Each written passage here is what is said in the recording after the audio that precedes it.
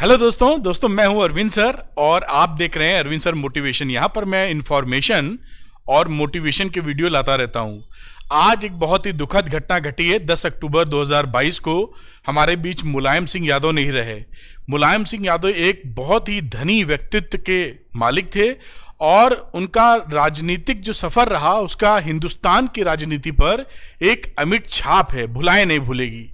लेकिन इतने बड़े व्यक्ति होने के बाद भी जब इतना बड़ा सफर तय करते हैं, बड़े मुकाम को हासिल किया जाता है, तो कई ऐसी घटनाएं घट जाती हैं, कई ऐसे फैसले अपने से हो जाते हैं जो हमारी छवि को धूमिल करते हैं या हमें कंट्रोवर्सी में लाके खड़े कर देते हैं। आज मैं उन्हीं तीन कंट्रोवर्सीज या फैसलों की बात करूंगा जो थोड़ी सी मुलायम सिंह यादव की छवि को, इतने बड़े व्यक्तित्व के जो मालिक थे, उनकी छवि को धूमिल करते हैं। चलिए बात को शुरू करते हैं। पहले थोड़ा देखेंगे मुलायम सिंह यादव कहां से कहां पहुंचे, इतने बड़े व्यक्ति कैसे बन गए। आइए देखते हैं। और अगर आपको वीडियो पसंद आए तो लाइक और शेयर कीजिएगा और अरविंद सर मोटिवेशन चैनल को सब्सक्राइब कीजिएगा। चलिए बात को शुरू करते हैं। 3 विवादित फैसले मुलायम सिंह यादव जी के, और ये सफरनामा उनका 1939 से लेकर 2022 तक 82 साल की उम्र रही। अब बात करते हैं कि मुलायम सिंह यादव की जो पैदाइश है, जहां पैदा हुए थे, बहुत ही किसान परिवार में पैदा हुए हैं, सैफई में, जो कि इटावा का एक गांव है। तो मुलायम सिंह यादव का 22 नवंबर 1939 को जन्म हुआ था और ये, जैसा मैंने बताया, इटावा के सैफई गांव में थे और किसान परिवार में थे। बड़ा ही एक मध्यम वर्गीय परिवार आप बोल सकते हैं। इनकी शुरुआत क्या हुई कि इनको पहलवानी का, इनके जो भाई थे, वो पिता जो थे इनके सुदर सिंह, उन्होंने पहलवान बनाना चाहते थे, तो कुछ पहलवानी वगैरह करवाई। और इनके जो गुरु थे, देखिए मैंने लिख रखा है, जो गुरु चौधरी नथु सिंह, इन्होंने एक मैनपुरी में इनकी पहलवानी देखी और बड़े इंप्रेस हो गए। और उसके बाद उन्होंने ही इनको, मुलायम सिंह यादव जी को, वहीं से चुनाव लड़वा दिया। तो देखिए नथु सिंह के परंपरागत विधानसभा क्षेत्र जसवंत नगर से अपना राजनीतिक सफर इन्होंने शुरू किया। और देखिए, राजनीति में आने से पूर्व मुलायम सिंह यादव टीचर भी थे, यानी कि अध्यापक थे। एक अध्यापक जिसको उसे पहले पहलवानी का शौक, और वो कहां तक पहुंचा हो, चीफ मिनिस्टर बना यूपी का और रक्षा मंत्री बना। आइए देखते हैं कि उनके अचीवमेंट्स क्या थे, उसके बाद बात करेंगे। ये देखिए अचीवमेंट की एक लिस्ट है जो आप देख के प्रभावित हुए बिना नहीं रह पाएंगे।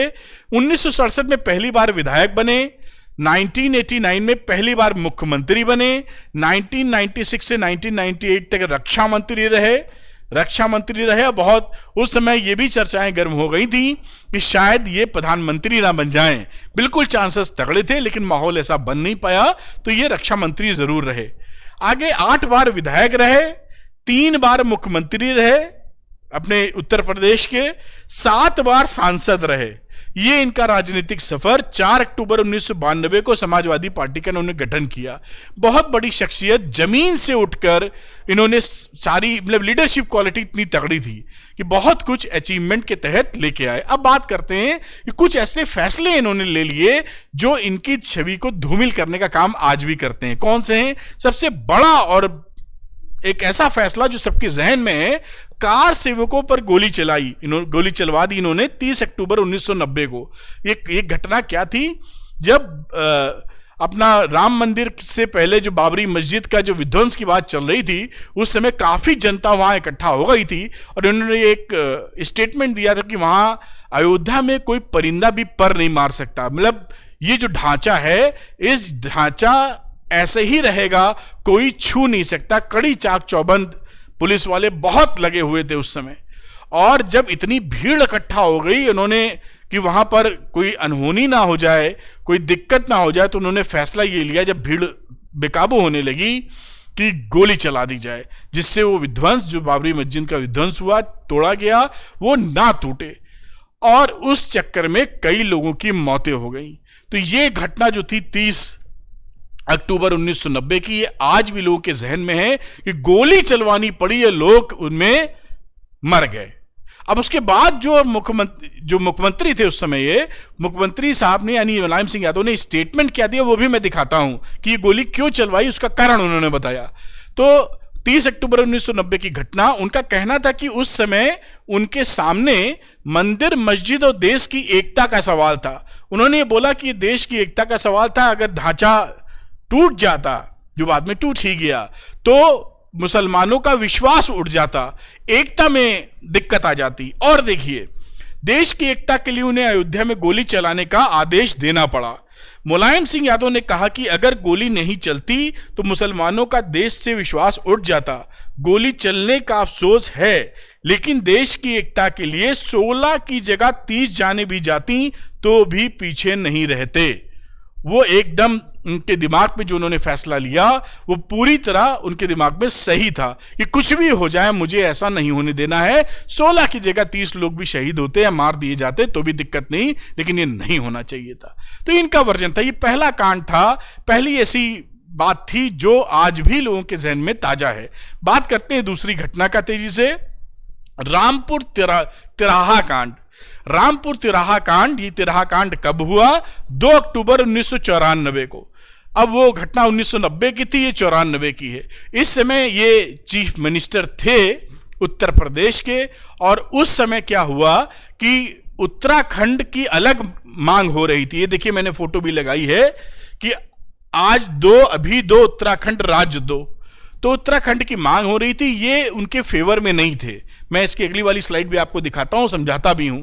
तो देखिए, उत्तराखंड की मांग थी और मुलायम सिंह यादव जी इस फेवर में नहीं थे कि उत्तराखंड अलग से बने।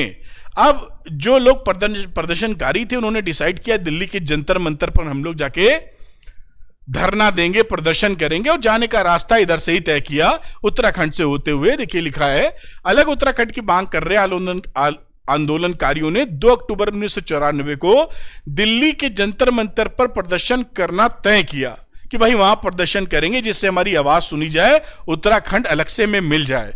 फिर क्या हुआ? आंदोलनकारियों ने देहरादून से दिल्ली कूच करने का फैसला किया कि देहरादून से दिल्ली जाएंगे, लेकिन सरकार ने पहले से ही तय कर लिया था कि किसी भी सूरत में उन्हें दिल्ली नहीं पहुंचने देना है। तो जब वो रामपुर तिराहे पर इकट्ठा हुए जाते वक्त, तो वहीं पर उन्होंने पुलिस प्रदर्शनकारियों के ऊपर बहुत दबाव डालने लगी कि वो आगे ना जा पाए। जब भीड़ इतनी ज्यादा हो गई, उसमें महिलाएं भी थी, युवा भी थे, बच्चे भी थे, तो जब ज्यादा प्रेशर पुलिस का पड़ा तो वहां से पत्थरबाजी शुरू हो गई। भीड़ जो प्रदर्शनकारी थे, और पत्थरबाजी के बाद देखिए क्या हो गया कि पुलिस की गोलियों से फिर गोलियां चलाने का आदेश दे दिया गया फिर से एक बार, और पुलिस की गोलियों से 7 आंदोलनकारी शहीद हो गए थे। इस घटना ने उत्तराखंड के लोगों से मुलायम सिंह यादव को दूर कर दिया। यह भी एक घटना है जो कभी भुलाए नहीं भूलेगी, क्योंकि प्रदर्शन के ऊपर गोलियां चलवा दी जाएं, लोग शहीद हो जाएं, खत्म हो जाएं अपने लोकतंत्र में, यह बिल्कुल बहुत ही बड़ा दुर्भाग्य है, बहुत बड़ा दुर्भाग्य है। तो उत्तराखंड की मांग थी, ये उसके कन्विंस नहीं थे, और उसके लिए यहां तक बात पहुंच गई कि पुलिस ने गोली तक चला दी। यह था हमारा दूसरा रामपुर तिराहा कांड। यह भी एक थोड़ा सा छवि को धूमिल करता है, बहुत बड़ा कांड था। नंबर 3 कांड की बात करते हैं, बड़ा फेमस कांड, लखनऊ गेस्ट हाउस कांड। अब क्या था कि इसमें मुलायम सिंह यादव जी ने अपनी जो बासपा था उससे गठबंधन करके 1993 में चुनाव लड़ा, और चुनाव ये जीत गए बहुत ही कायदे से। जीतने के बाद डिसाइड ये हुआ कि मुलायम सिंह यादव साहब मुख्यमंत्री बनेंगे, मुख्यमंत्री बने रहे। लेकिन अनबन शुरू हुई बासपा से, क्योंकि उनसे इनकी गठबंधन था, सापा फॉर्म हो चुकी थी, एसपी और बीएसपी के बीच में जो गठबंधन था वो ठीक से चल नहीं रहा था। तो मायावती, जो बहन मायावती के नाम से फेमस हैं, उन्होंने डिसाइड किया कि हम लोग गठबंधन तोड़ देंगे, यानी समर्थन वापस ले लेंगे। समर्थन वापसी का उन्होंने फैसला लिया, और उसके बाद मायावती जी जो लखनऊ में गेस्ट हाउस है वहां पर अपने जो साथ के लोग थे, साथ के जो एमएलए थे, उनके साथ डिस्कशन, वार्ता कर रही थी, मीटिंग कर रही थी। अब इससे जो एसपी के सामने उन्होंने अनाउंसमेंट की थी कि भैया हम इनका समर्थन वापस ले रहे हैं, तो वो लोग बौखला गए। उनके जो समर्थक थे, एसपी समर्थक, इतने बौखला गए कि उन्होंने गेस्ट हाउस पर हमला कर दिया, घुस गए। और यहां तक की बात निकल के आती है कि मायावती के जान के लाले पड़ गए। ऐसी स्थिति थी कि मायावती को शायद वो लोग मार ही देंगे। उस वाक्य में जो बीजेपी के एक लीडर थे ब्रह्मदत्त जी, देखिए यहां पे मैंने मेंशन सारा किया है कि जो ब्रह्मदत्त द्विवेदी जी थे बीजेपी के विधायक, वो वहां पर पहुंचे और उन्होंने मायावती को बचाया। समझ रहे हैं आप? अगर ना बचाया होता तो शायद ऐसी घटना घट जाती कि मायावती ना रहती या वो मार दी जाती। उस घटना के बाद बीजेपी के जो ब्रह्मदत्त जी थे उन्होंने उसको बचाया और अगले ही दिन बीजेपी के सपोर्ट से बीएसपी की गवर्नमेंट बन गई और उसके बाद मुलायम सिंह और मायावती के बीच में बहुत लंबी खाई रही और कहीं आगे चल के थोड़ी बहुत खाई पटी जाके।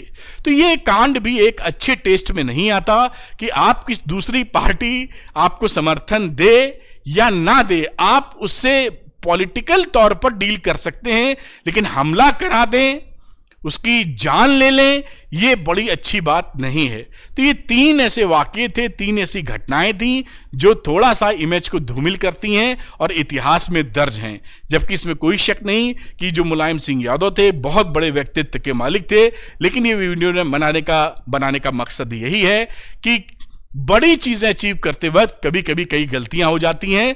बेहतर हो कि हम वो गलतियां अगर ना करें तो और अच्छी बात है। अगर वीडियो पसंद आया हो तो लाइक कीजिएगा, शेयर कीजिएगा, अरविंद सर मोटिवेशन चैनल को सब्सक्राइब कीजिएगा। Thank you very much. मिलते हैं अगले वीडियो में। खुश रहिए, इंफॉर्मेशन लेते रहिए, मोटिवेट रहिए, जीवन में अच्छा काम कीजिए। Bye bye.